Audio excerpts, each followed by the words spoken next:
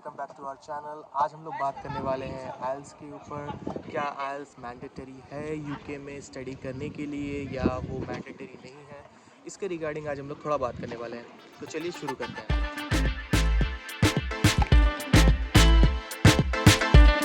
सबसे पहले in short में मैं आपको बता दूं कि आइल्स मैंडेटरी नहीं है, और वो क्यों मैंडेटरी नहीं है उसके लिए आगे वेवर्स का एक सेक्शन है वीडियो में, मैं आगे बताने वाला हूँ।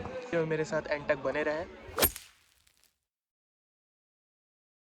जान लेते हैं आइल्स होती क्या है। आइल्स जो है वो basically international English language testing system है। इस बेसिकली क्यों की जाती है, ये टेस्ट बेसिकली इसलिए की जाती है कि टू डिटरमाइन कि आप यहाँ पे आके सरवाइव कर पाओगे कि नहीं, आप यहाँ पे के लोगों से कम्युनिकेट कर पाओगे कि नहीं, आपकी इंग्लिश उतनी अच्छी है कि आप यहाँ पे कम्युनिकेट कर पाओगे कि नहीं कर पाओगे।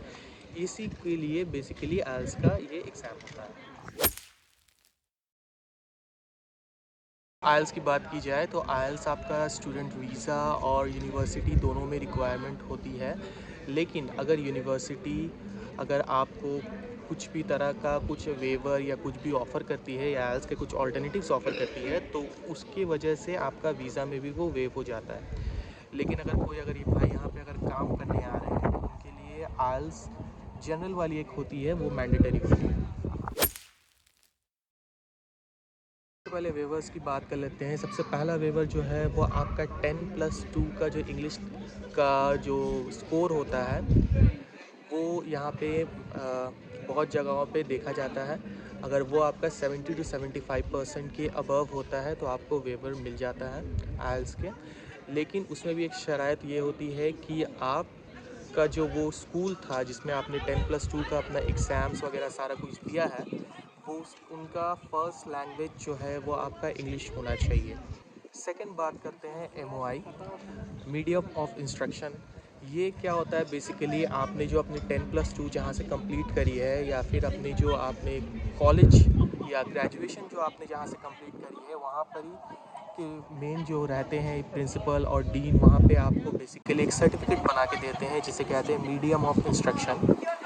उसमें बेसिकली ये लिखा रहता है कि हाँ, इस बंदे ने मेरे यहाँ पे इसे अपना एजुकेशन कंप्लीट करा है और इसका जो पूरा यहाँ पे का जो एजुकेशन था वो इंग्लिश लैंग्वेज में ही असेस किया गया है।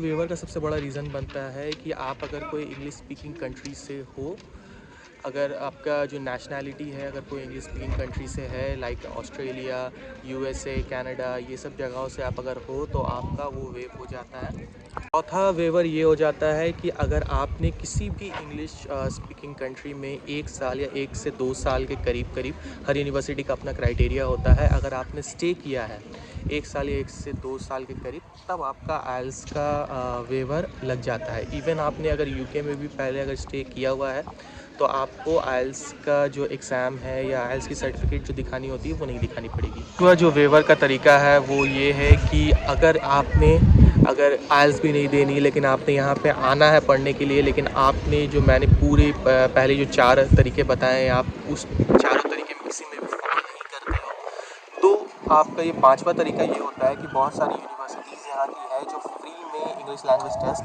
अपनी यूनिवर्सिटी से कंडक्ट करती है। आपने बस उसे ऑनलाइन ज्वाइन करना है और बस एक शेड्यूल टाइम पे ऑनलाइन ज्वाइन करके आपने वो टेस्ट कंप्लीट करनी रहती है। और छठा तरीका, सिक्स्थ एंड द लास्ट वो जो वेवर का तरीका है वो उन भाइयों के लिए है, बहनों के लिए है जो आप इंग्लिश का एग्ज़ाम नहीं निकाल पाएंगे, मतलब कुछ रीज़न्स के वजह से उन्हें भरोसा है कि वो इंग्लिश में उतने अच्छे से एग्ज़ाम्स नहीं निकाल पाएंगे, इंग्लिश का उतना अच्छे से टेस्ट नहीं दे पाएंगे, पर वो पैसे थोड़े खर्च करने के लिए राज़ी हैं। तो आप लोगों के लिए एक प्री मास्टर्स का कोर्स होता है, हर यूनिवर्सिटीज़ में होता है, जिससे वो आपका वेव कर देते हैं। वो आइल्स का जो भी रिक्वायरमेंट रहता है वो वेव कर दिया जाता है। बेसिकली ये आपके मास्टर्स से पहले का जो कोर्स होता है वो होता है। ग्रेजुएशन के लिए भी सेम एक कोर्स दे दिया जाता है।